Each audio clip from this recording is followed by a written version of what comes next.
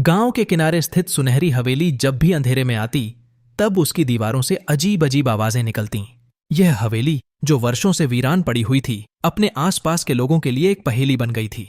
गांव वाले उसके पास जाने से भी डरते थे, लेकिन गांव का एक पत्रकार, निशा, अपने करियर की सबसे बड़ी कहानी की खोज में वहां पहुंची।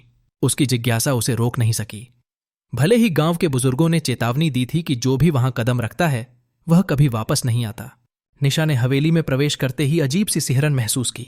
हवेली की दीवारों पर विचित्र चित्र खींचे हुए थे, जो अतीत की दहशत की कहानी सुनाते थे। फर्श पर अधूरी लिपियों में कुछ लिखा था, जैसे कुछ अतीत की हकीकतें अपनी पहचान पाने के लिए तरस रही हों। हवेली के अंदर चारों ओर से फुसफुसाने की आवाजें सुनाई देती थीं, मानो कोई उसके हर कदम की नजर रख रहा हो।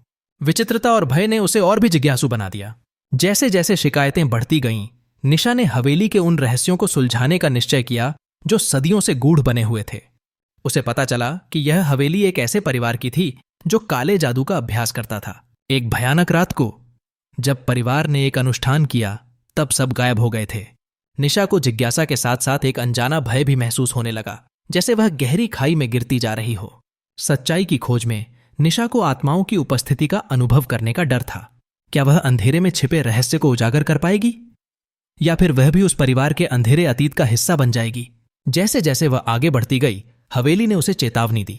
उसके अंदर भूले बिसरे राजों की गूंज थी जो उसकी समझ से परे थी।